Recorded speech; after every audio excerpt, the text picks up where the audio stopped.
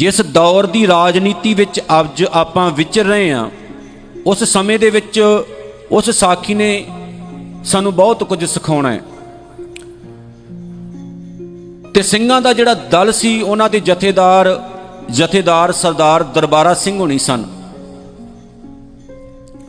जकरिया खान का टाइम सी, हर सिख की जुबान ते नाम हुंदा है, क्योंकि साडी जिहड़ी हिस्टरी है इस बंदे दे जीवन नाल बहुत केंद्रित है। मीर मन्नू हो गया, जकरिया खान हो गया, यहिया खान हो गया, लखपत राय है, जसपत राय है, एक टाइम दे विच होए ने। ये बिल्कुल नेड़े नेड़े सारियां दा टाइम सी। जदों जिहड़ी गौरमेंट सी दुनिया की, देखो कोई भी गौरमेंट है जदों तुहाडी नस्लकुशी करदी है तो सब तो पहला वो इस चीज़ उत्ते केंद्रित करदी है अपने मन नूं कि इन्हां नूं जमीन तो हटा दो, जमीन तो मिटा दो। जून 1984 आ रहा है, हर साल आउंदा है, हर साल खून उबाले खांदा है, हर साल हिस्टरी आपां याद रखते हैं, हर साल प्रकरमा च निक्के निक्के पए हुए बच्चे साडियां अखां सामने आउंदे है, जिन्हां नूं प्रकरमा दे विच दीवारां दे नाल मार मार के उन्हां दे सिर फेंक फेंक के भी मारिया, निक्के निक्के बच्चियां दे सिरां च गोलियां मार मार के भी शहीद किया। कोई माँ की कुख दे विच ही खत्म हो गया, कोई माँ की गोद दे विच खत्म हो गया, ते कईयां नूं कमरियां दे विच बंद करके ते गैसां दे गोले अंदर सुट के ते इस तरीके नाल खत्म कर दिता गया। उन्हां दी शहादत जिहड़ी है अजाई नहीं गई।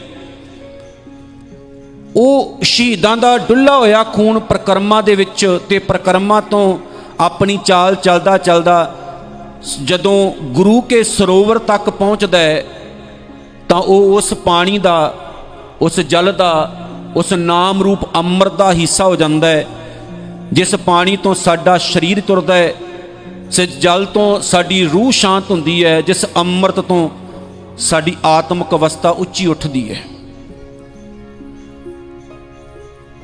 उस टाइम की गौरमेंट ने भी यही सोचा सी भी इन्हां नूं इस तरीके नाल खत्म कर दिओ।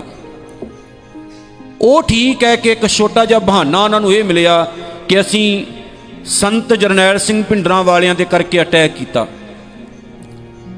पंजाब दे जिहड़े बाकी तकरीबन 34-35 गुरुद्वारे सन, उन्हां दे विच बाबा जरनैल सिंह भिंडरां वाले जां उन्हां दे साथी मौजूद नहीं सी। सेम टाइम ते उत्थे भी यही हालात होए, उथों दी संगत भी शहीद होई ते बेअदबियां भी होईयां। ते दरबार साहिब दे विच हमला करन तो पहलां तकरीबन 1.5-2 साल पहलां ही भारत के वख-वख इलाकों के विच दरबार साहिब के अकाल तख्त साहिब के मॉडल तैयार करके ते फौज नूं सिक्ख्यावां दित्तियां जांदियां रहीआं, ट्रेनिंग दित्ती जाती रही किद्दां किद्दां मारना खत्म करना। एक बहाने के तहत उन्होंने जदों 1984 का भाना वरताया, जिन्हों मैं कि मेरी आने वालियां पुश्तां, तुहाडियां आने वालियां पुश्तां भी नहीं भुलणगियां, जे भुलणगियां तो गर्क होणगियां। क्योंकि एक अंग्रेज राइटर लिखता है जिहड़ियां कौमां अपना इतिहास भुल जांदियां ने, उन्हां नूं मारन की लोड़ नहीं पैंदी, वो अपनी जड़ी खुद ही तेल पा लैंदियां ने। आखो सतनाम। ते गौरमेंट ने उस टाइम साडे शरीर नूं मारिया, सब तो पहलां साडा शरीर मारन की कोशिश की, पर उन्होंने देखा कि पूरे पंजाब दे विच 2-2.5 लाख नौजवान मार दिता गया सी उस टाइम। कोई भी नौजवान, कोई भी जिहड़ा मुठ फुट गभरू सी नहीं उन्होंने छड्डिया गया। मैं 2 दिन पहला एक वीडियो अपने चैनल के उत्ते अपलोड की सी, एक ऐसी दास्तान दी कि एक पुलिस वाला इंटरव्यू दे रहा है पत्रकार नूं, तां उन्हें एक ऐसी गल सुनाई जिहड़ी दिल नूं धू गई। वो कहंदा तड़क सवेर असी जदों सानू थानेदार ने आवाज़ मारी, आपां जिप्सी विच बह गए। गल 1984 दी है, फोकस करियो। तड़क सवेर थानेदार ने आवाज़ मारी, आपां जिप्सी दे विच बह गए। मैं बैठा, मैं अमृतधारी सां, मैनू सारे कहंदे सी निहंग, कहंदे ओए निहंगा जल्दी बह। मैं बैठा, 2-3 जाने होर बैठे, साडे कोल उस टाइम दे मौजूदा चंगे हथियार सन। असी एक पिंड दे विच जाके घर पुछया कोई, उस घर दे विच उस टाइम विआह सी ते तड़क सवेर सी ते सियाल दा मौसम सी, सियाली दिन सन। घर दे दरवाजे दे सामने जाके आपां अपनी जिप्सी ला दित्ती ते जिहड़े सिपाही सन उन्हां ने अपनियां गन्नां लोड कीतियां ते कहंदे मैं भी अपनी गन लोड कर ली जो हुक्म सी। अंदर जदों गए जाके माहौल देखिया, क्योंकि अजे प्रॉपर चानण भी नहीं सी होया, घर दे विच आपां जदों पहुंचे तां सारी रजाइयां ताण के सुत्ते होए पए सन ते असीं मंजियां दे विचकार जाके आवाज़ दित्ती, तुहाडे विचों लाडी कौन है? लाडी कौन है? ਉਹਦੇ ਪਿੰਡ ਦਾ ਨਾਮ ਲੈ ਕੇ ਉਹਦੇ ਨੌਜਵਾਨ ਦੇ ਨਾਮ ਨੂੰ ਬੁਲਾ ਕੇ ਕਿਹਾ, ਤੁਹਾਡੇ ਵਿੱਚੋਂ ਲਾਡੀ ਕੌਣ ਹੈ? ਇੱਕ ਨੌਜਵਾਨ ਨੇ ਆਪਣੀ ਰਜਾਈ ਆਪਣੇ ਮੂੰਹ ਤੋਂ ਲਾਈ, ਅੱਖਾਂ ਮਲਦਾ ਮਲਦਾ ਕਹਿਣ ਲੱਗਾ, ਹਾਂਜੀ ਮੈਂ ਹੀ ਲਾਡੀ ਹਾਂ, ਦੱਸਿਓ। ਜੇ ਅੱਖਾਂ ਵੀ ਨਹੀਂ ਸੀ ਉਹਨੇ ਵਿਚਾਰੇ ਨੇ ਖੋਲੀਆਂ ਕਿ ਤਾੜ ਤਾੜ ਇੱਧਰ ਉੱਧਰ ਧਰ ਕੇ ਤੇ ਉਸ ਨੌਜਵਾਨ ਦੇ ਹੱਥ ਪਿੱਛੇ ਬੰਨ੍ਹ ਕੇ ਤੇ ਬੰਦੂਕ ਦੀ ਨੋਕ ਤੇ ਉਹਨੂੰ ਜਿਪਸੀ ਦੇ ਵਿੱਚ ਧੱਕ ਲਿਆ, ਬਿਠਾ ਲਿਆ। ਉਹ ਇਹੀ ਪੁੱਛਦਾ ਰਹਿ ਗਿਆ, ਮੇਰਾ ਕਸੂਰ ਕੀ ਹੈ? ਜਦੋਂ ਜਿਪਸੀ ਦੇ ਵਿੱਚ ਉਹ ਮੁੰਡਾ ਬੈਠਾ ਤੇ ਕਹਿੰਦੇ ਮੈਂ ਨਾ ਸਹਿਜ ਸੁਭਾਅ ਹੌਲੀ ਜੀ, ਜਿਹੜਾ ਅੰਮ੍ਰਿਤਧਾਰੀ ਪੁਲਿਸ ਵਾਲਾ ਸੀ ਜਿਹੜਾ ਇੰਟਰਵਿਊ ਦੇ ਰਿਹਾ ਸੀ, ਉਹਨੇ ਕਿਹਾ, ਕਹਿੰਦਾ ਮੈਂ ਸਹਿਜ ਸੁਭਾਅ ਨੂੰ ਪੁੱਛਿਆ, ਉਹ ਸ਼ਦਈਆ ਜਦੋਂ ਤੈਨੂੰ ਆਪਾਂ ਆਵਾਜ਼ ਮਾਰੀ ਆਪਾਂ ਤਾਂ ਤੈਨੂੰ ਜਾਣਦੇ ਹੀ ਨਹੀਂ ਸੀ, ਵੈਸੇ ਆਵਾਜ਼ ਮਾਰੀ ਤੂੰ ਚੁੱਪ ਕਰਕੇ ਪਿਆ ਰਹਿੰਦਾ ਘੇਸ ਵੱਟ ਕੇ, ਤੈਨੂੰ ਆਪਣਾ ਨਾਮ ਦੱਸਣ ਦੀ ਕੀ ਲੋੜ ਸੀ? ਤਾਂ ਨਾਲੇ ਉਹਨੇ ਇਹ ਵੀ ਦੱਸਤਾ ਵੀ ਮੈਨੂੰ ਕਿਉਂ ਫੜਿਆ। ਉਹ ਕਹਿੰਦੇ ਤਾਂ ਕਿਉਂਕਿ ਥੋੜੇ ਦਿਨ ਪਹਿਲਾਂ ਇੱਥੋਂ ਤੇਰੇ ਪਿੰਡ ਚੋਂ ਖਾੜਕੂ ਸਿੰਘ ਨਿਕਲੇ ਸੀ ਤੇ ਤੂੰ ਉਹਨਾਂ ਨੂੰ ਰਸਤਾ ਦੱਸਿਆ ਸੀ ਤੇ ਤੈਨੂੰ ਕਿਸੇ ਨੇ ਵੇਖ ਲਿਆ ਸੀ ਤੇ ਇਸ ਲਈ ਤੈਨੂੰ ਗ੍ਰਿਫਤਾਰ ਕੀਤਾ ਗਿਆ। ਉਹ ਕਹਿੰਦਾ ਮੇਰਾ ਕੀ ਕਸੂਰ ਹੈ? ਰਸਤਾ ਦੱਸਣਾ ਵੀ ਕੋਈ ਗੁਨਾਹ ਹੈ? ਕੋਈ ਪੁੱਛ ਲੇਗਾ ਦੱਸਣਾ ਪਏਗਾ ਵੀ ਆਹ ਰਸਤਾ ਇੱਧਰ ਜਾਓ, ਕੋਈ ਗੁਨਾਹ ਥੋੜੀ। ਨਾਲੇ ਮੈਂ ਕਿਹੜਾ ਕੋਈ ਗੁਨਾਹ ਕੀਤਾ? ਪੁਲਿਸ ਵਾਲਾ ਕਹਿੰਦਾ ਵੀ ਮੇਰੇ ਨਾ ਮਨ ਵਿੱਚ ਆਇਆ, ਸ਼ਦਈਆ ਆ ਜਿਹੜਾ ਸਮਾਂ ਜਾ ਰਿਹਾ ਹੈ, ਜ਼ੁਲਮ ਦੀ ਹਨੇਰੀ ਝੁੱਲ ਰਹੀ ਹੈ, ਇਹਦੇ 'ਚ ਕੋਈ ਕਿਸੇ ਦਾ ਗੁਨਾਹ ਗਨੂਹ ਨਹੀਂ ਦੇਖਦਾ। ਇਹ ਜੇ ਤਾਂ ਇਹਦੇ ਵਿੱਚ ਤਾਂ ਅਗਲੇ ਦੇਖਦੇ ਨੇ ਕਿ ਇਹਦੇ ਸਿਰ ਤੇ ਖੱਟੇ ਰੰਗ ਦੀ ਦਸਤਾਰ ਹੈ, ਇਹਨੂੰ ਦਾੜੀ ਆਈ ਹੈ, ਇਹ ਸਿੱਖਾਂ ਦਾ ਮੁੰਡਾ ਹੈ ਜਾਂ ਨਹੀਂ ਹੈ, ਇੰਨਾ ਕੁ ਦੇਖਦੇ ਹੈ। ਵੀ ਇਹ ਮੁੱਛ ਫੁੱਟ ਗੱਭਰੂ ਹੋ ਗਿਆ ਜਾਂ ਨਹੀਂ ਹੋ ਗਿਆ, ਇੰਨਾ ਕੁ ਦੇਖਦੇ ਆ ਤੇ ਬਹਾਨਾ ਲੱਭਦੇ ਹੈ। ਕਹਿੰਦੇ ਇਹ ਗੱਲ ਮੈਂ ਸੋਚਦਾ ਹੋਇਆ ਥਾਣੇ ਤੱਕ ਪਹੁੰਚ ਗਿਆ। ਥਾਣੇ ਦੇ ਅੰਦਰ ਉਹਨੂੰ ਰੱਖਿਆ ਕਈ ਦਿਨ, ਨੌਜਵਾਨ ਨੂੰ। ਇੱਕ ਦਿਨ ਤੜਕੇ ਤੜਕੇ ਸਾਨੂੰ ਫਿਰ ਬੁਲਾ ਲਿਆ ਗਿਆ, ਅੰਮ੍ਰਿਤ ਵੇਲੇ ਦਾ ਟਾਈਮ ਸੀ। ਤਾਂ ਥਾਣੇਦਾਰ ਨੇ ਕਿਹਾ ਲਿਆਓ ਵੀ ਮੁੰਡੇ ਨੂੰ ਜਿਪਸੀ 'ਚ ਬਿਠਾਓ। ਤਾਂ ਕਹਿੰਦੇ ਜਦੋਂ ਉਹਨੂੰ ਬਾਹਰ ਲੈ ਕੇ ਆਏ ਨਾ ਤਾਂ ਉਹਦੀ ਵਿਚਾਰੇ ਦੀ ਤੁਰਨ ਵਾਲੀ ਹਾਲਤ ਨਹੀਂ ਸੀ। ਆਖੋ ਸਤਨਾਮ। ਉਹਦੀ ਤੁਰਨ ਵਾਲੀ ਹਾਲਤ ਨਹੀਂ ਸੀ। ਉਹਨੂੰ ਦੋ ਜਾਣਿਆਂ ਨੇ ਮੋਢੇ ਦੇ ਕੇ ਤਾਂ ਉਹਨੂੰ ਉਹਦੇ ਪੈਰ ਧੂਏ ਜਾ ਰਹੇ ਸੀ ਤਾਂ ਉਹਨੂੰ ਜਿਪਸੀ ਦੇ ਵਿੱਚ ਬਿਠਾਇਆ।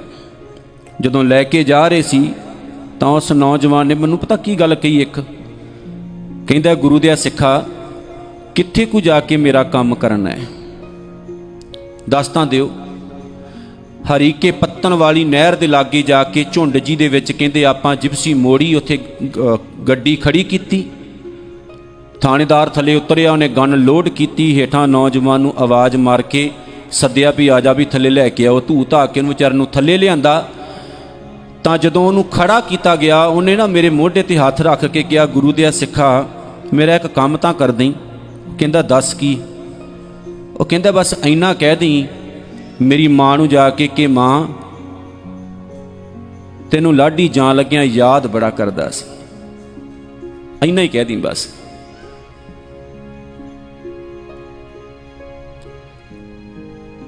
ਤੈਨੂੰ ਜਾਣ ਲੱਗਿਆਂ ਤੇਰਾ ਪੁੱਤ ਯਾਦ ਬੜਾ ਕਰਦਾ ਸੀ। ਕਹਿੰਦੇ ਜਦੋਂ ਉਸ ਨੌਜਵਾਨ ਨੂੰ ਸ਼ਹੀਦ ਕਰਨ ਲੱਗੇ ਨਾ ਆਪਾਂ, ਤਾਂ ਉਹਨੇ ਸਾਡੇ ਨਾ ਸਾਰਿਆਂ ਦੇ ਵੱਲ ਹੱਥ ਜੋੜ ਦਿੱਤੇ ਇਦਾਂ, ਤੇ ਹੱਥ ਜੋੜ ਕੇ ਉਹਨੇ ਕਿਹਾ ਵੀ ਚੰਗਾ ਬਈ ਤੁਸੀਂ ਆਪਣਾ ਕੰਮ ਕਰ ਲਓ, ਮੈਨੂੰ ਪਤਾ ਛੱਡਣਾ ਤੇ ਤੁਸੀਂ ਹੈ ਨਹੀਂ, ਤੇ ਜਾਂਦਿਆਂ ਜਾਂਦਿਆਂ ਮੇਰੀ ਫਤਿਹ ਲੈ ਲਓ। ਵਾਹਿਗੁਰੂ ਜੀ ਕਾ ਖਾਲਸਾ ਵਾਹਿਗੁਰੂ ਜੀ ਕੀ ਫਤਿਹ। ਕਹਿੰਦੇ ਕੋਈ ਵੀ ਨਾ ਬੋਲਿਆ ਤੇ ਮੈਂ ਫਤਿਹ ਦਾ ਜਵਾਬ ਫਤਿਹ ਵਿੱਚ ਦੇ ਦਿੱਤਾ। ਤੇ ਥਾਣੇਦਾਰ ਨੇ ਮੈਨੂੰ 4-5 ਗਾਲਾਂ ਕੱਢ ਦਿੱਤੀਆਂ, ਨਿਹੰਗਾ ਤੈਨੂੰ ਕੀ ਜ਼ਰੂਰਤ ਪਈ ਹੈ ਫਤਿਹ ਦਾ ਜਵਾਬ ਫਤਿਹ ਵਿੱਚ ਦੇਣ ਦੀ? ਉਹ ਕਹਿੰਦਾ ਗੁਰੂ ਦਾ ਸਿੱਖਾਂ ਦੇਣਾ ਹੀ ਹੈ। ਬਸ ਅਜੇ ਇੰਨੀ ਗੱਲ ਮੇਰੇ ਮੂੰਹ 'ਚ ਆ, ਠਾ ਠਾ ਠਾ ਠਾ ਠਾ। ਜਿੰਨੇ ਪੰਛੀ ਬੈਠੇ ਸਨ ਨਾ ਵਿਚਾਰੇ ਚੀਕਾਂ ਮਾਰਦੇ ਹੋਏ ਦਰਖਤਾਂ ਤੋਂ ਉੱਡ ਗਏ। ਜਦੋਂ ਮੈਂ ਹੇਠਾਂ ਦੇਖਿਆ ਤੇ ਉਹਦੀ ਲਾਸ਼ ਲਹੂ ਲੁਹਾਨ ਹੋਈ ਪਈ ਸੀ। ਪਤਾ ਨਹੀਂ ਕਿੰਨੀਆਂ ਕੁ ਗੋਲੀਆਂ ਚਲਾ ਦਿੱਤੀਆਂ ਸਨ। ਆਪਾਂ ਭਾਣਾ ਵਰਤਾ ਕੇ ਵਾਪਸ ਆਏ ਤੇ ਰੋਜ਼ਾਨਾ ਹੀ ਥਾਣੇ ਦੇ ਬਾਹਰ ਉਹਦਾ ਪਿਓ ਆ ਕੇ ਬਹਿੰਦਾ ਹੁੰਦਾ ਸੀ ਵੀ ਮੇਰਾ ਮੁੰਡਾ ਚੱਕ ਕੇ ਲੈ ਕੇ ਆਏ ਹੋ, ਕਸੂਰ ਤਾਂ ਦੱਸ ਦਿਓ ਉਹਦਾ ਕੀ ਹੈ, ਕਸੂਰ ਤਾਂ ਦੱਸੋ ਉਹਦਾ ਕੀ ਹੈ। ਪੁੱਛਣ ਵਾਸਤੇ ਆਉਂਦਾ ਸੀ ਕਿੱਥੇ ਹੈ ਮੇਰਾ ਲਾਡੀ।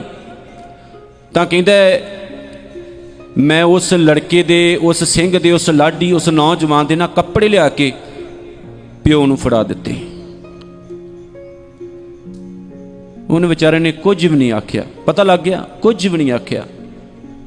ਤੇ ਇਦਾਂ ਹੱਥ ਜੋੜ ਕੇ ਸਿਰ ਨਵਾ ਕੇ ਤੇ ਉਹ ਕੱਪੜੇ ਲੈ ਕੇ ਤੇ ਆਪਣੇ ਦਰਦ ਦਾ ਪਹਾੜ ਸਾਡੇ ਸੀਨੇ ਉੱਤੇ ਸੁੱਟ ਕੇ ਘਰ ਨੂੰ ਚਲਾ ਗਿਆ। ਇਦਾਂ ਦੀ ਕੋਈ ਇੱਕ ਕਹਾਣੀ ਨਹੀਂ ਸਾਡੇ ਕੋਲ, ਕੋਈ ਇੱਕ ਦਾਸਤਾਨ ਨਹੀਂ ਹੈ। ਤੁਸੀਂ ਸਰਦਾਰ ਬਲਜੀਤ ਸਿੰਘ ਹੁਣਾਂ ਦੀ ਕਿਤੇ ਕਿਤਾਬ ਪੜ੍ਹਿਓ, ਜਿਹੜੀ ਉਹਨਾਂ ਨੇ 1984 ਦੇ ਬਾਰੇ ਲਿਖੀ। ਔਰ ਮੈਂ ਤੁਹਾਨੂੰ ਭਰੋਸੇ ਨਾਲ ਕਹਿਣਾ, ਤੁਹਾਨੂੰ ਨੀਂਦ ਨਹੀਂ ਆਉਣੀ ਰਾਤ ਨੂੰ। ਤੁਸੀਂ ਉੱਬੜ ਵਾਏ ਉੱਠੋਗੇ, ਉੱਬੜ ਵਾਏ। ਪੁਲਿਸ ਵਾਲਾ ਪਤਾ ਕੀ ਕਹਿੰਦਾ ਅੱਜ 30 ਸਾਲ ਤੋਂ ਜ਼ਿਆਦਾ ਟਾਈਮ ਹੋ ਗਿਆ, ਪਰ ਅੱਜ ਵੀ ਉਹ ਮੁੰਡਾ ਕਈ ਵਾਰ ਮੇਰੇ ਸੁਪਨੇ 'ਚ ਆ ਕੇ ਮੈਨੂੰ ਇਹੀ ਕਹਿੰਦਾ ਹੈ, ਯਾਰ ਮੇਰੀ ਮਾਂ ਨੂੰ ਸੁਨੇਹਾ ਦਿੱਤਾ ਸੀ ਕਿ ਨਹੀਂ ਸੀ ਦਿੱਤਾ। ਮੇਰੀ ਆਤਮਾ ਉੱਤੇ ਇੰਨਾ ਬੋਝ ਹੈ ਕਿ ਮੈਂ ਉਸ ਨੌਜਵਾਨ ਦੀ ਸ਼ਹਾਦਤ ਤੋਂ 1 ਹਫ਼ਤੇ ਬਾਅਦ ਅਸਤੀਫਾ ਦਿੱਤਾ ਸੀ। ਮੈਂ ਨਹੀਂ ਰਹਿ ਸਕਦਾ ਤੁਹਾਡੇ ਵਿੱਚ। ਪਿਆਰਿਓ, ਇਸ ਤਰੀਕੇ ਨਾਲ ਉਹਨਾਂ ਨੇ ਸਾਡੀ ਜਿਹੜੀ ਜਨਰੇਸ਼ਨ ਸੀ ਉਹਨੂੰ ਖਤਮ ਕਰਨ ਦੀ ਕੋਸ਼ਿਸ਼ ਕੀਤੀ ਗੌਰਮੈਂਟ ਨੇ, ਜਿੱਦਾਂ ਹਿਟਲਰ ਨੇ ਕੀਤਾ ਸੀ ਨਾ। 2 ਕਰੋੜ ਯਹੂਦੀ ਮਾਰੇ ਵੀ ਮੈਂ ਖਤਮ ਹੀ ਕਰ ਦੇਣੇ। ਫਿਜ਼ੀਕਲੀ ਸਭ ਤੋਂ ਪਹਿਲਾਂ ਉਹਨਾਂ ਨੇ ਸਾਨੂੰ ਖਤਮ ਕਰਨ ਦੀ ਕੋਸ਼ਿਸ਼ ਕੀਤੀ। ਤੇ ਮੈਂ ਉਹ ਸਾਖੀ ਤੁਹਾਡੇ ਨਾਲ ਸ਼ੇਅਰ ਕਰ ਦੇਵਾਂ। ਜ਼ਕਰੀਆ ਖਾਨ ਨੇ ਸਿੱਖਾਂ ਦੇ ਨਾਲ ਹਮਦਰਦੀ ਪ੍ਰਗਟ ਕਰਨ ਲਈ, ਜੱਫੀ ਪਾਉਣ ਦੇ ਲਈ ਨਵਾਬੀ ਭੇਜੀ। ਲੰਮੀ ਗੱਲ ਨਾ ਕਰਾਂ, ਜਦੋਂ ਨਵਾਬੀ ਲੈਣ ਤੋਂ ਸਾਰਿਆਂ ਨੇ ਇਨਕਾਰ ਕਰ ਦਿੱਤਾ ਸੀ ਨਾ, ਤਾਂ ਉਸ ਟਾਈਮ ਇੱਕ ਫੈਸਲਾ ਕੀਤਾ ਗਿਆ ਕਿ ਜਿਹੜਾ ਸਿੱਖ ਘੋੜਿਆਂ ਦੀ ਲਿੱਦ ਚੁੱਕਦਾ ਨਾ ਰੋਜ਼ਾਨਾ, ਕਪੂਰ ਸਿੰਘ, ਇਹ ਨਵਾਬੀ ਉਹਨੂੰ ਸ਼ੁਭਦੀ, ਉਹਨੂੰ ਦੇ ਦਿਓ। ਨਵਾਬੀ ਬੜੀ ਵੱਡੀ ਗੱਲ ਹੁੰਦੀ ਸੀ ਉਸ ਟਾਈਮ ਦੀ, ਕੋਈ ਮਾੜੀ ਮੋਟੀ ਗੱਲ ਨਹੀਂ। ਅੱਜ ਤਾਂ ਕਾਉਂਸਲਰ ਬਣਨਾ ਹੋਵੇ ਤੇ ਭਰਾ ਦਾ ਕਤਲ ਕਰ ਦਿੰਦਾ। ਕਿਹੜੀ ਇਨਸਾਨੀਅਤ ਰਹਿ ਗਈ ਇੱਥੇ ਸਾਡੇ ਵਿੱਚ। ਤਾਂ ਉਸ ਟਾਈਮ ਕਪੂਰ ਸਿੰਘ ਉਹਨਾਂ ਨੂੰ ਆਵਾਜ਼ ਦਿੱਤੀ ਤੇ ਉਹ ਘੋੜਿਆਂ ਦੀ ਲਿੱਦ ਚੁੱਕ ਰਹੇ ਸੀ। ਸਿੰਘਾ, ਤੈਨੂੰ ਪੰਥ ਨੇ ਨਵਾਬੀ ਦੇਣੀ ਹੈ। ਉਹ ਕਹਿੰਦੇ ਮੈਨੂੰ ਨਹੀਂ ਚਾਹੀਦੀ, ਨਾ ਕਰ ਦਿੱਤੀ। 5 ਪਿਆਰਿਆਂ ਨੇ ਹੁਕਮ ਸੁਣਾਤਾ। ਜਿਹੜੇ 5 ਪਿਆਰੇ ਗੁਰੂ ਗੋਬਿੰਦ ਸਿੰਘ ਸਾਹਿਬ ਨੂੰ ਹੁਕਮ ਸੁਣਾਉਣ ਦੀ ਤਾਕਤ ਰੱਖਦੇ ਆ ਨਾ, ਸਤਿਗੁਰੂ ਤੁਹਾਨੂੰ ਕਿਲਾ ਛੱਡ ਕੇ ਜਾਣਾ ਪੈਣਾ ਹੈ। ਤੇ ਕਪੂਰ ਸਿੰਘ ਜੀ ਕਹਿੰਦੇ ਵੀ ਸਿਰ ਮੱਥੇ ਪ੍ਰਵਾਨ, ਲੇਕਿਨ ਇੱਕ ਬੇਨਤੀ ਹੈ, ਨਵਾਬ ਬਣਾ ਕੇ ਨਵਾਬ ਜੀ ਕਹਿੰਦੇ ਆ ਈਗੋ ਨਾ ਭਰ ਦਿਓ, ਤੇ ਆ ਜਿਹੜੇ ਘੋੜਿਆਂ ਦੀ ਲਿੱਦ ਮੈਂ ਰੋਜ਼ਾਨਾ ਚੁੱਕਦਾ ਨਾ, ਤਬੇਲੇ ਦੀ ਸੇਵਾ ਕਰਦਾ, ਇਹ ਮੇਰੀ ਹੀ ਰਹਿਣ ਦਿਓ ਨਵਾਬ ਬਣ ਤੋਂ ਬਾਅਦ ਵੀ। ਤਾਂ ਗੌਰਮੈਂਟਾਂ ਇਹ ਚਾਹੁੰਦੀਆਂ ਸੀ ਵੀ ਨਵਾਬੀਆਂ ਦੇ ਕੇ ਇਹਨਾਂ ਨੂੰ ਆਪਣੇ ਵੱਲ ਕਰ ਲਈਏ, ਪਰ ਫਿਰ ਵੀ ਨਾ ਗੱਲ ਬਣੀ। ਫਿਜ਼ੀਕਲੀ ਮਾਰਿਆ, ਨਵਾਬੀਆਂ ਦੇ ਕੇ ਮਾਰਨ ਦੀ ਕੋਸ਼ਿਸ਼ ਕੀਤੀ, ਪਰ ਨਹੀਂ। ਪਰ ਇੱਕ ਚੀਜ਼ ਨੇ ਮਾਰ ਦਿੱਤਾ ਸਾਨੂੰ, ਸਾਡੀ ਫੁੱਟ ਨੇ। ਨੰਬਰ 2, ਸਾਨੂੰ ਸਿਹਤ ਤੋਂ ਦੂਰ ਕੀਤਾ, ਪੜਨ ਤੋਂ ਆਪਾਂ ਦੂਰ ਹੋ ਗਏ। ਨੰਬਰ 3, ਸਾਨੂੰ ਸਾਡੇ ਸ਼ਹੀਦਾਂ ਤੋਂ, ਸਾਡੀ ਹਿਸਟਰੀ ਤੋਂ, ਸਾਡੇ ਸੱਭਿਆਚਾਰ ਤੋਂ, ਸਾਡੇ ਸਿਧਾਂਤਾਂ ਤੋਂ ਕੋਹਾਂ ਦੂਰ ਲੈ ਗਏ ਅਗਲੇ। ਸਾਨੂੰ ਉਹ ਪੜ੍ਹਾਇਆ ਗਿਆ ਜੋ ਸਹੀ ਨਹੀਂ ਸੀ, ਤੇ ਜੋ ਸਹੀ ਸੀ ਉਹਨਾਂ ਨੂੰ ਲਾਇਬ੍ਰੇਰੀਆਂ ਦੀਆਂ ਪੁਰਾਣੀਆਂ ਕਿਤਾਬਾਂ ਕਹਿ ਕੇ ਗੁੱਠੇ ਲਾ ਕੇ ਰੱਖ ਦਿੱਤਾ ਗਿਆ। ਪੰਜਾਬ ਦੇ ਵਿੱਚ ਵੀ ਜੇਕਰ ਸਕੂਲ ਦੇ ਅੰਦਰ ਕੋਈ ਬੱਚਾ ਪੰਜਾਬੀ ਬੋਲਦਾ ਤਾਂ ਉਹਨੂੰ 250 ਤੋਂ ਲੈ ਕੇ 500 ਰੁਪਏ ਤੱਕ ਜੁਰਮਾਨਾ ਲਾ ਦਿੱਤਾ ਜਾਂਦਾ ਕਿ ਤੈਨੂੰ ਕੋਈ ਹੱਕ ਨਹੀਂ ਕਿ ਤੂੰ ਆਪਣੀ ਮਾਂ ਬੋਲੀ ਦੇ ਵਿੱਚ ਗੱਲ ਵੀ ਕਰੇ। ਇਹ ਤਰੀਕਾ ਹੁੰਦਾ ਹੈ ਮਾਰਨ ਦਾ, ਐਦਾਂ ਮਾਰਿਆ। ਪਰ ਆਪਾਂ ਵੀ ਜ਼ਿਆਦਾ ਸਮਝਦਾਰ ਨਹੀਂ ਹੋਏ ਪਿਆਰਿਓ। ਸੋ ਜਦੋਂ ਵੀ ਇਹ ਦਿਨ ਆਉਂਦੇ ਨੇ ਤਾਂ ਇਹਨਾਂ ਦਿਨਾਂ ਨੂੰ ਜ਼ਰੂਰ ਯਾਦ ਰੱਖਿਆ ਕਰੋ, ਇਤਿਹਾਸ ਨੂੰ ਯਾਦ ਰੱਖਿਆ ਕਰੋ, ਆਪਣੇ ਸ਼ਹੀਦਾਂ ਨੂੰ ਯਾਦ ਰੱਖਿਆ ਕਰੋ, ਤੇ ਅਰਦਾਸ ਕਰਿਆ ਕਰੋ, ਮਾਲਕਾ ਇਹ ਦਿਨ ਦੁਬਾਰਾ ਨਾ ਆਉਣ। ਇਹੀ ਬੇਨਤੀ ਹੈ। ਪਰ ਨਾਲ ਦੀ ਨਾਲ ਅਸੀਂ ਸਮਝੀਏ ਤੇ ਅਸੀਂ ਆਪਣੇ ਬੱਚਿਆਂ ਨੂੰ ਵੀ ਗੁਰਸਿੱਖੀ ਜੀਵਨ ਨਾਲ ਤੇ ਸਿੱਖ ਹਿਸਟਰੀ ਦੇ ਨਾਲ ਉਹਨਾਂ ਦੀ ਸਾਂਝ ਪਵਾਈਏ, ਉਹਨਾਂ ਨਾਲ ਜੋੜੀਏ, ਤਾਂ ਕਿ ਸਾਡੇ ਬੱਚੇ ਵੀ ਹਰੀ ਸਿੰਘ ਨਲੂਆ, ਸਰਦਾਰ ਚੜ੍ਹਤ ਸਿੰਘ, ਭਾਈ ਮਹਾਂ ਸਿੰਘ ਵਰਗੇ ਹੋਣ, ਉਹਨਾਂ ਦੇ ਜੀਵਨ ਵਰਗੇ ਹੋਣ, ਤੇ ਬੀਬੀਆਂ ਵੀ ਸਾਡੀਆਂ ਮਾਈ ਭਾਗੋ ਵਰਗੀਆਂ, ਮਾਤਾ ਸਾਹਿਬ ਕੌਰ ਵਰਗੀਆਂ, ਮਾਤਾ ਸੁੰਦਰੀ ਵਰਗੀਆਂ, ਇਹਨਾਂ ਦੇ ਜੀਵਨ ਵਰਗੀਆਂ ਹੋਣ।